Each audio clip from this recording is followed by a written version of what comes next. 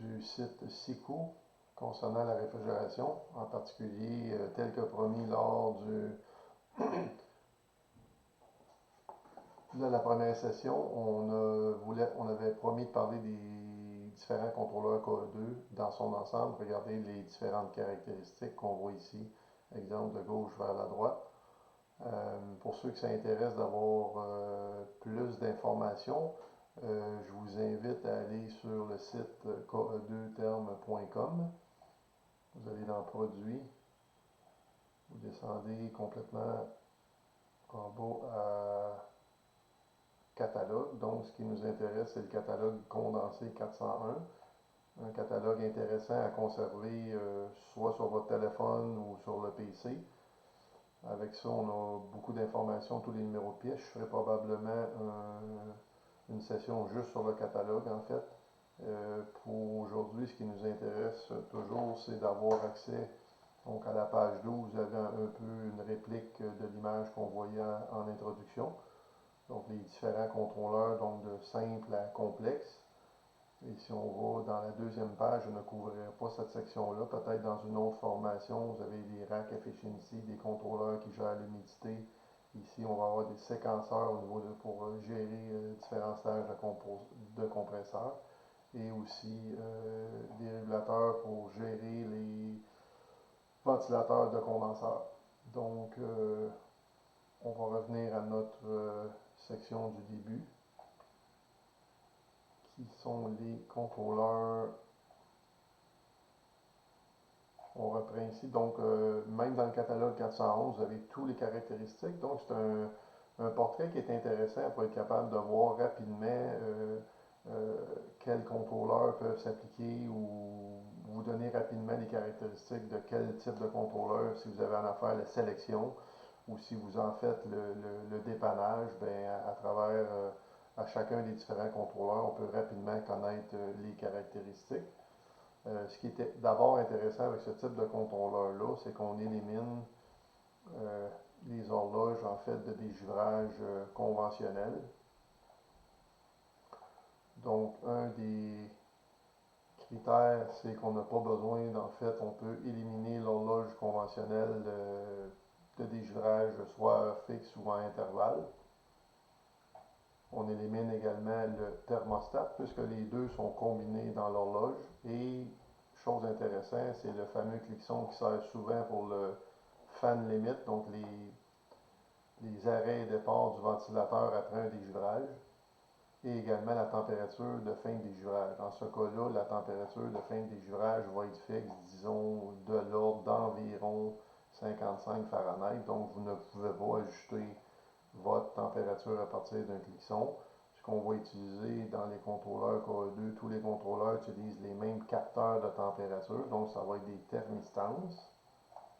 Donc, thermistance. Donc, celle-ci, c'est une résistance à la chaleur qui varie en fonction de la chaleur.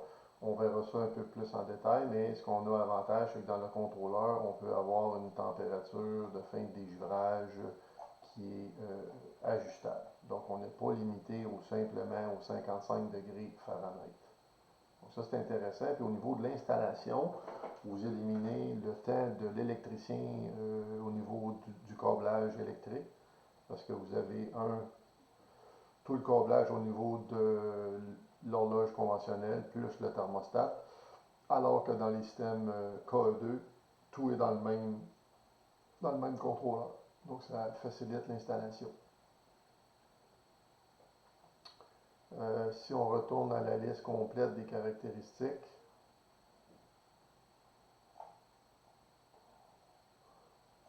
une petite période d'adaptation avec ce logiciel-là. Donc, ce qu'on veut ici, en fait,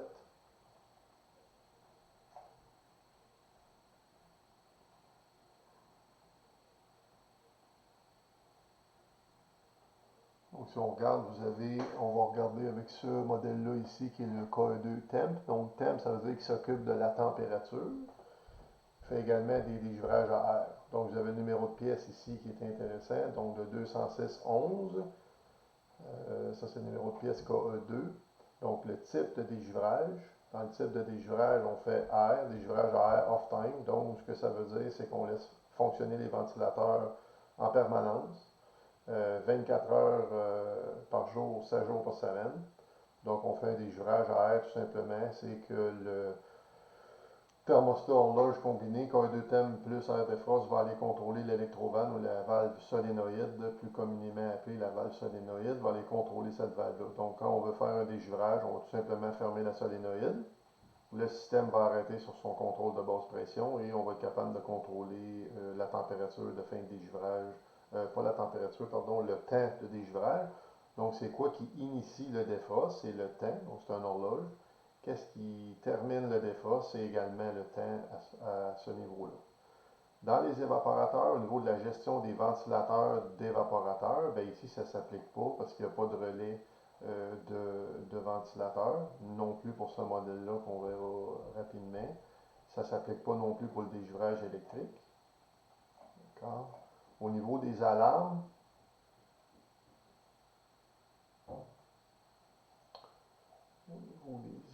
à ce moment-là, on va juste bouger un petit peu plus bas.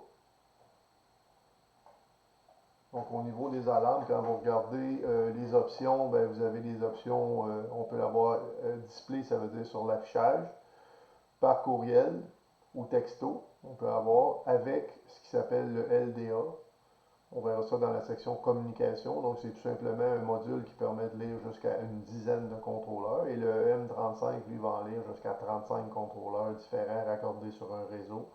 Donc, à partir des modules de communication, on a toutes ces options-là pour envoyer les différentes alarmes. Donc, ici, c'est le klaxon. Est-ce qu'on l'élimine? Ben oui, on l'élimine. Le thermostat, on n'en a pas besoin. C'est juste s'il y en a un. Mais à air, ça ne s'applique pas. Le fan delay non plus, ça ne s'applique pas. Et le type de valve, à ce moment-là, on va contrôler un type de valve qui se trouve à être thermostatique. Également, dans un petit peu plus bas. Donc, si on regarde ici encore une fois, vous allez avoir le type de communication qui va être généralement Modbus. On va laisser faire pour tout de suite le BACnet IP. Donc, ça va pour ajouter de lourdeur. On va ajouter deux modes de communication standard, qui est le Modbus qui est à peu près le plus connu, Modicom des années 70. Et les autres types de contrôleurs, vous allez souvent avoir TCP/IP. Là, ça, c'est l'autre variable à retenir. Ce que ça vient dire, en fait, dans les types de communication, c'est que vous allez avoir deux types de communication ici quand on va parler de TCP/IP. Donc, on va parler à ce moment-là d'un câble réseau qui va s'appeler un CAT. Et c'est un câble d'ordinateur, en fait, de communication, donc sur certains contrôleurs. Et quand vous avez du Modbus, ben, le protocole, c'est des protocoles, en fait. Donc, le protocole Modbus qu'on vient faire, c'est qu'on va mettre en guirlande, en fait, c'est une espèce de série parallèle, tous les contrôleurs qui sont Modbus reliés au module. Ça, on voit ici le module LDA. Donc, on verra ça plus loin, mais il y a deux types de communication. Donc, si vous êtes en Modbus, vous devez être, autrement dit, en série parallèle. Si vous êtes en mode TCP/IP, c'est comme un ordinateur PC, donc on se raccorde directement dans un routeur ou dans le réseau du client. Donc ça explique, si on revient complètement en bas, donc vous voyez qu'il y a des systèmes qui sont en mode Modbus, ici simplement. Le data logging, c'est un historique, donc si vous avez, autrement dit, dans le LDA ou le MM35, il est possible d'emmagasiner en fait l'historique, soit des températures, des cycles de dégivrage, etc., ce qui peut être utile pour monitorer la température pour votre client. Puis ça peut être aussi utile pour être capable de voir ce que le système a fait, les pressions qu'il y a eu à différentes périodes. Et si, toutefois, vous avez besoin de littérature additionnelle aussi, ben, ça vous donne les manuels. En général, B, c'est les manuels, les bulletins de base qui expliquent un peu plus la théorie quand il y a lieu. Et le modèle Q, c'est Quick. Donc, le Q320, ça serait comme pour avoir le manuel rapidement, pour être capable d'aller chercher l'information, si vous voulez paramétrer, qu'on verra dans un autre chronique. Donc, je continue. Donc, si on vient ici, vous avez le KE2 temp plus valve. Donc, le KE2 temp plus valve, il y a deux numéros. Il y en a un qui est avec, c'est le contrôleur seul pour remplacement, et l'autre modèle, ça serait qui vient avec son transmetteur de pression et deux capteurs de température. Fait qu'ici, c'est à peu près une copie intégrale du KE2 temp plus defrost. Juste effacer ça. Donc, c'est à peu près l'équivalent du KE2 temp plus defrost, à la seule différence que vous allez avoir ici une opération de valve d'expansion thermostatique qui est plus connue. Mais il peut quand même faire une valve mécanique, OK? Mais ce qui est très important, c'est qu'il va faire aussi un détendeur électrique. Donc, c'est ce qu'on veut avoir avec ce type de contrôleur-là. Je ferai probablement une chronique aussi sur les valves électriques, pourquoi les avantages, mais il peut faire aussi un APR, donc un régulateur de pression d'évaporateur, puis il peut aussi faire un hot gas bypass au niveau du système. Donc, il y a les mêmes caractéristiques que le KE2 AirTemp. Juste agrandir un petit peu. Donc, ce qu'on voit ici, c'est les mêmes caractéristiques.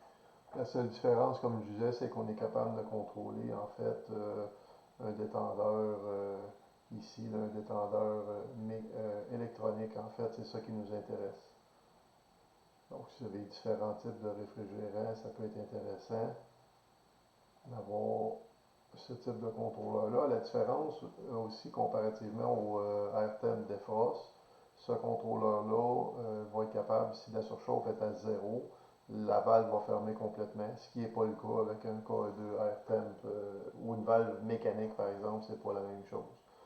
Dans le KE2, low temp plus defrost, alors ici on a le numéro de pièce. Au niveau du dégivrage, il est initié à air ou électrique. Air, j'expliquerai, ça serait quoi l'avantage, c'est que si on voudrait contrôler les ventilateurs, par exemple, juste pour vous dire, dans les accessoires, par exemple, on pourrait utiliser un dispositif comme ça, donc un door switch aimanté. Pas des petits modèles résidentiels parce que c'est pas adéquat, c'est pas approprié pour faire le travail. Donc, ce qu'on vient faire, c'est que si quelqu'un ouvre la porte, par exemple, ben, on peut venir à ce moment-là contrôler les ventilateurs. Donc, la gestion des fans, donc je parlais tout à l'heure ici, un peu plus bas, donc gestion des fans. Dans le cas du low temp plus defrost, donc il fait de la basse température, mais il peut aussi faire du dégivrage à air. Donc, en quoi on pourrait l'utiliser dans un dégivrage à air? C'est si on voudrait avoir, par exemple, la gestion des ventilateurs. Ici, la gestion des ventilateurs, oui, c'est possible de le faire. Donc, quand quelqu'un ouvre la porte, on peut programmer le système pour arrêter les ventilateurs lorsque la porte est ouverte temporairement. On verra ça plus en détail dans la chronique qui s'adresse au cas de low temp. Donc, lui, il est initié le dégivrage au temps. Il est initié c'est-à-dire il est terminé soit à la température ou au temps. C'est le premier des deux. Le signal externe, ça veut dire qu'on pourra avoir un signal extérieur pour lui dire si on va être en ou off, mais c'est moins commun. Donc, on va garder plus au niveau du defrost initié au temps. Donc, deux méthodes, soit à l'heure exacte ou en intervalle. Puis la température de fin de dégivrage ou le temps, le premier des deux qui est atteint, soit la température ou le temps. Et encore une fois, la température est ajustable comparativement à un système d'horloge conventionnel. Donc, on peut avoir la gestion des ventilateurs, on peut avoir la gestion des éléments électriques, ça veut dire qu'on s'occupe des éléments électriques. Au niveau des alarmes, même chose, courriel. On peut l'avoir avec un KE2 LDO M35. On élimine tous les cliquetsons, horloge de dégivrage, thermostat. Et le type de détendeur à ce moment-là ici est encore une thermostatic expansion valve. Donc, ça veut dire un détendeur thermostatique. Ici, thermostatique. OK? Donc, en français, c'est plus une vette, là, c'est vanne d'expansion thermostatique ou un détendeur thermostatique. Souvent, on va dire valve mécanique dans le jargon du métier. Ensuite, on tombe dans le modèle adaptive. Donc, adaptive, Lui est un peu en position entre, juste déplacer ça.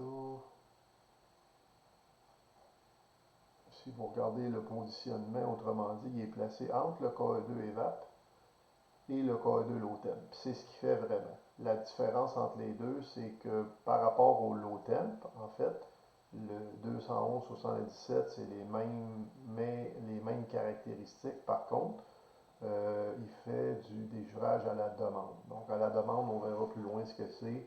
Donc, dégivrage à la demande, ça veut dire que si j'ai besoin de plus de dégivrage parce qu'il laisse la porte ouverte ou que c'est très humide, le système va décider lui-même quand le faire.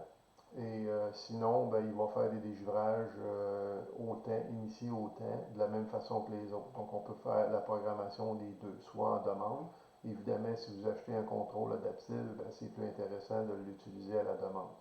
La température de fin de défrost ou le cycle de fin de défrost, encore une fois, c'est une température ajustable ou un temps, le premier des deux.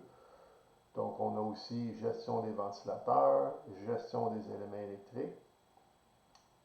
Les alarmes, c'est pareil au niveau des alarmes. Puis si on continue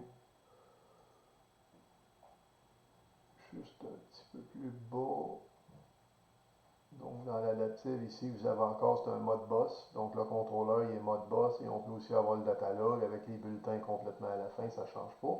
Et par contre, on a seulement un détendeur thermostatique qu'on peut utiliser pour ce type de contrôleur-là. Si vous allez ensuite avec l'autre modèle ici qui est le KE2 évaporateur efficiency, il y a plusieurs modèles. Si vous allez dans le catalogue 411, vous allez voir que le 201-78 par exemple peut se monter sur un boîtier où il peut avoir des sondes plus longues, etc. Donc lui, il fait des givrages air électrique ou gaz chaud. Il est à la demande. Donc il est sensiblement la même chose que le KE2 adaptif. Okay? Donc il va terminer, ça veut dire que l'initiation du défrost il est fait sur la demande. Ça veut dire que c'est lui qui décide. De la même façon qu'on avait ici l'adaptif. Et la fin du dégivrage, ça va être au temps ou à la température. Celui-là est assez complexe. Complexe et complet, je devrais dire. Il y a beaucoup d'options qu'on peut faire. Donc, il gère les ventilateurs. On va voir dans une autre formation la sublimation. Et au niveau des éléments électriques, par exemple, il peut pulser les éléments. En fait, c'est plus de contrôler les éléments, pas toujours les mettre à on. Pour le niveau des alarmes, c'est la même chose. Vous voyez ici qu'il y a un petit buzzer. Par contre, au niveau de l'alarme, buzzer, donc le buzzer qui est la même chose avec l'adaptative, ben celui-là, ça veut dire qu'on peut lui ajouter un relais pour. Il y a un relais auxiliaire qu'on peut raccorder, on le verra plus loin. Ça sera en plus d'avoir les alarmes par courriel, etc. Ce qui est intéressant, c'est que lui, on peut faire les deux détendeurs, le modèle thermostatique ou le modèle électronique. Et là, pour la première fois, on voit que c'est un TCP/IP. Donc, c'est le protocole Internet qu'on a vu un peu plus tôt. Donc, ça lui prend un fil 4.5 ou 4.6, catégorie 4 de communication. Le datalog, à l'interne, native, là, ça veut dire que lui-même, il conserve un graphique de 30 jours des températures.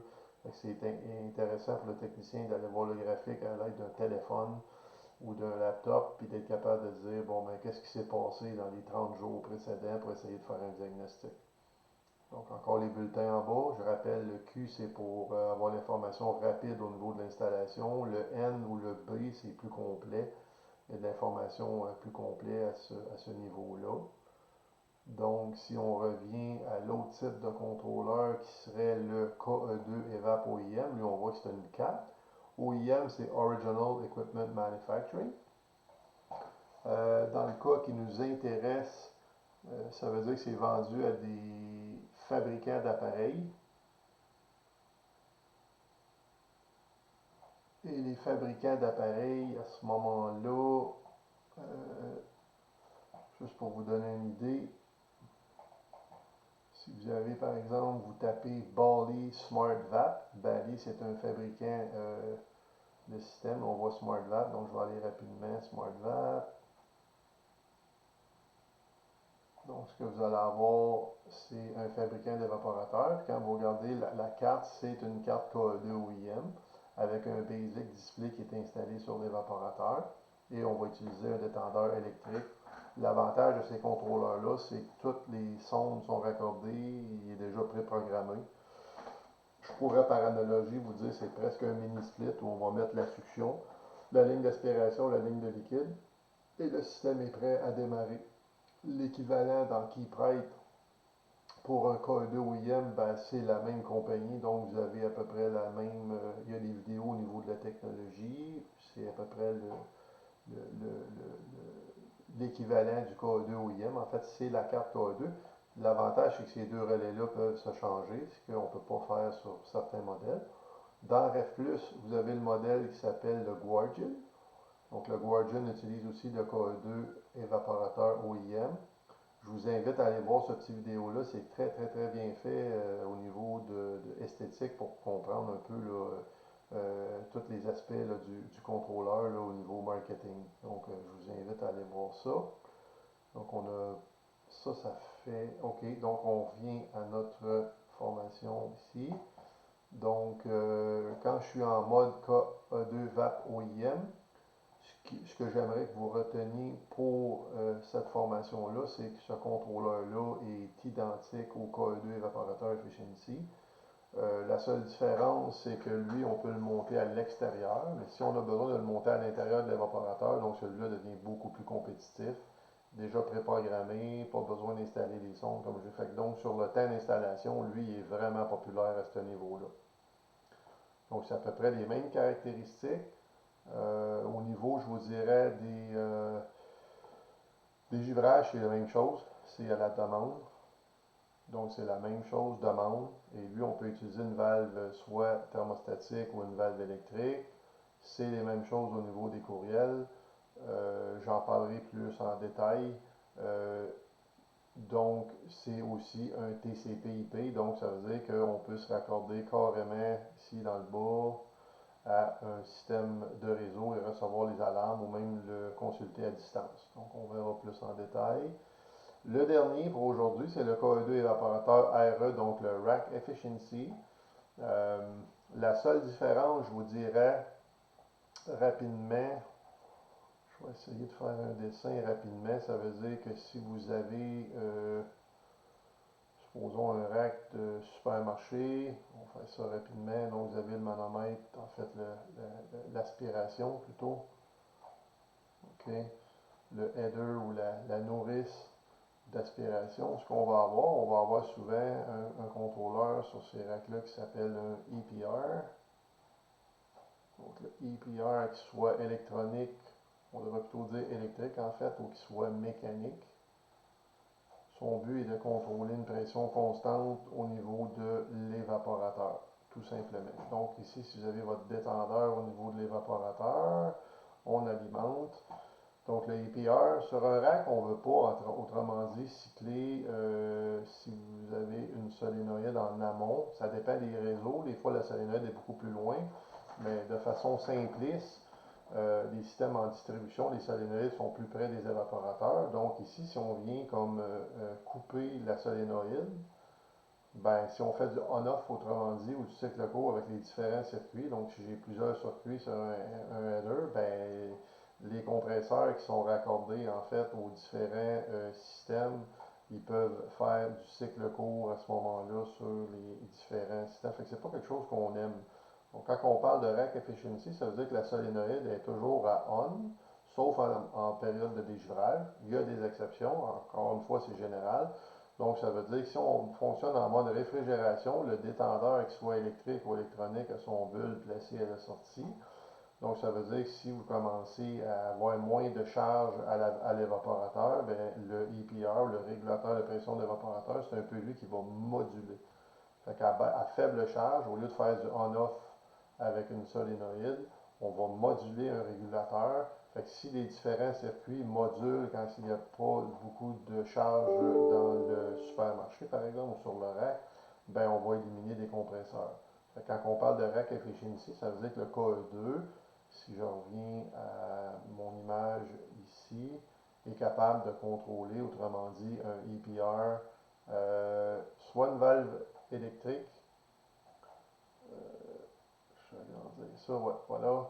Donc, je vais être capable de contrôler une valve